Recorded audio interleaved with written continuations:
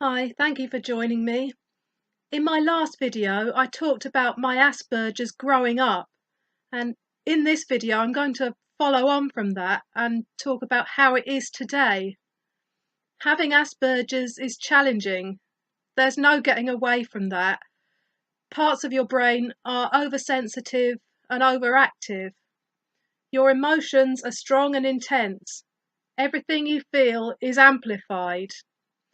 I'm lucky that I'm high functioning. I can live independently, work, travel. I'm not prevented from living a normal life, but I see things differently to other people, and I experience the world differently, which means that some of my ways are different to the usual or the expected, and sometimes that makes it hard for other people to understand my reasoning and ways of doing things. To look at me, you wouldn't know there was anything different.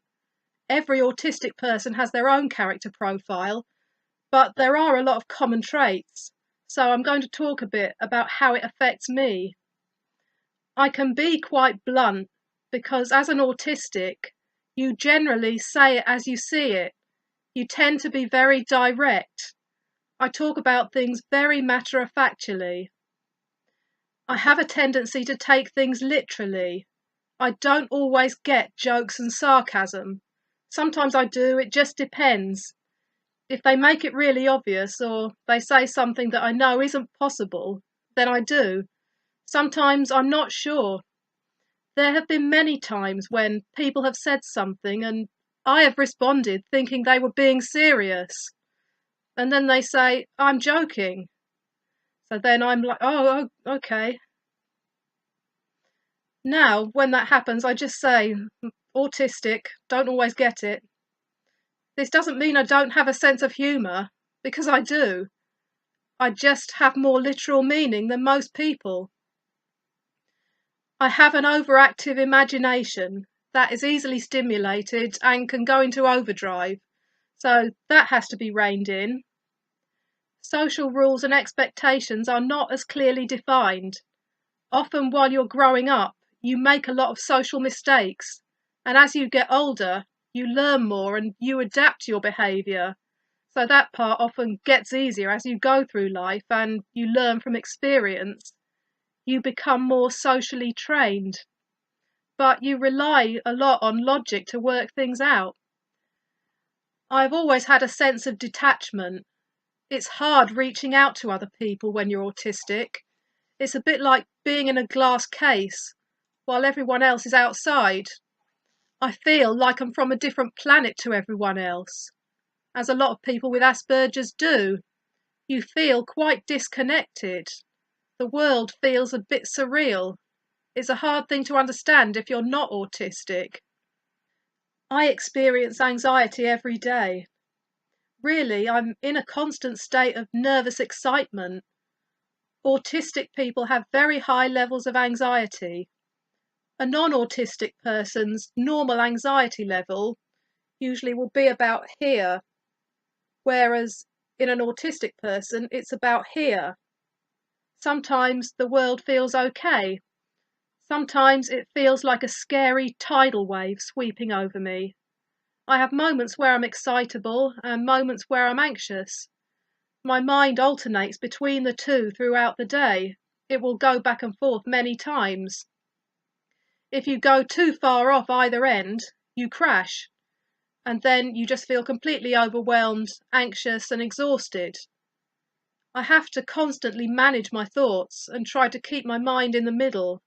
I have to self-soothe, and I have to have time alone to be quiet and still. When you have Asperger's, you're highly charged and your brain is very reactive, so you get overstimulated easily, and even small things can induce a strong brain response. You get jacked up on adrenaline. Sometimes when I'm with other people, I get an adrenaline rush. My heart rate gets a lot faster, my breathing becomes very fast and shallow, and I talk fast. Sometimes people think there's something wrong when there isn't. It's just because I have so much adrenaline surging through me. My brain is working very fast, and the rest of me is trying to keep up. And sensory overload. This is another thing that causes your brain to crash. It's a bit like when your computer crashes because it has too much going on. Your brain gets overloaded when there's too much sensory activity going on at one time. It can cause headaches and other symptoms. It can leave you feeling wiped out. All you can really do is try and go somewhere quiet where you can be still. There's lots of things that can trigger sensory overload, overexcitement, being in big crowds, lots of noise, fast activity. None of this is visible on the outside. I keep it all hidden. You develop your own ways of dealing with it. I have some sensitivities. Airplane cabin pressure can be extremely painful. I have been like this, with tears in my eyes before. Fortunately now I have a solution. With these things, they're called earplanes. They're plastic plugs that you put in your ears before landing, and it greatly reduces the pressure in your ears. With them in, I hardly feel anything. But I'm so grateful to whoever invented these things, so I could kiss them. Loud noise is hard to tolerate. It feels very uncomfortable, like it's going right through me, and it makes it very hard to concentrate on anything else. I have some unusual thought patterns, as most autistic people do. I see patterns in everything. I have a lot of obsessive thinking. I feel like there's all these bad things waiting to happen, like circling vultures. I have to work on that all the time. I'm always analysing, which actually is a great advantage because thinking outside the box is normal for me, so I can problem solve quite easily. When I'm into something, I get tunnel vision, which is great because it gives me the drive and determination to just keep on going and see things through. When I set my mind to something, there's no stopping me. I have a very good long-term memory. I remember things that other people don't. In my mind, I have a whole catalogue of small, random details like dates, addresses, names, numbers, places that I remember from childhood up until now.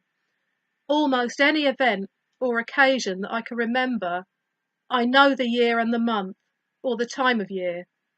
It's very useful being able to retain so much information. It is lonely sometimes, because the rest of the world doesn't think and work like you do. So most people just don't understand how you feel. People want to try and normalise you, which makes it all feel worse. It can make you feel quite alone in the world, a bit like Elsa in Frozen, because you have this difference, and you feel very separate from everyone else. There aren't so many people like you. It's harder to find people who get you, and there's the anxiety that goes with it. But on the other hand, you get to experience something unique that other people don't. Your mind can go places that a neurotypical mind can't, and you have abilities that you wouldn't have otherwise. It can enable you to do and create some great things. You give a different perspective, and sometimes that can be helpful. You don't worry so much about what other people think. You just do your own thing, and you don't really worry about social labels. You just see people for who they are. In some ways, you don't have as many mental limitations. You're less inhibited.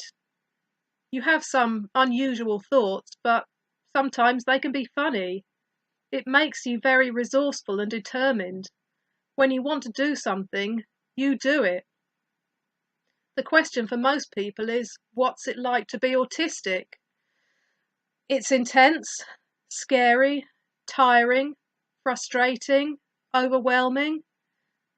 But with the skills that you have, the thinking abilities, the things you're able to do sometimes, it's incredible.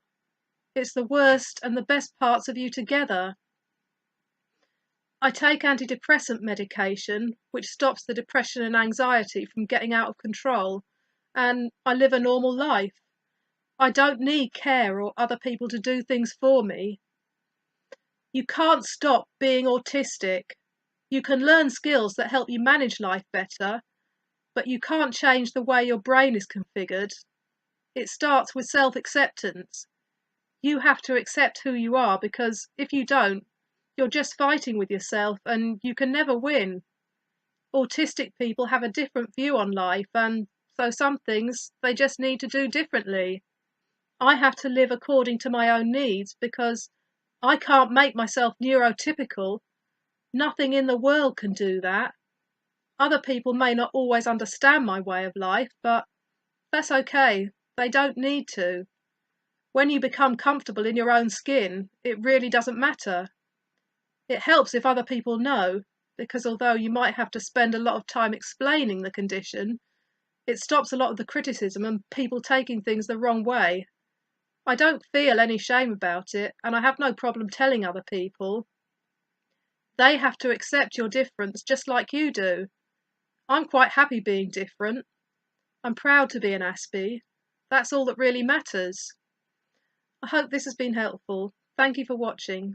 See you next time.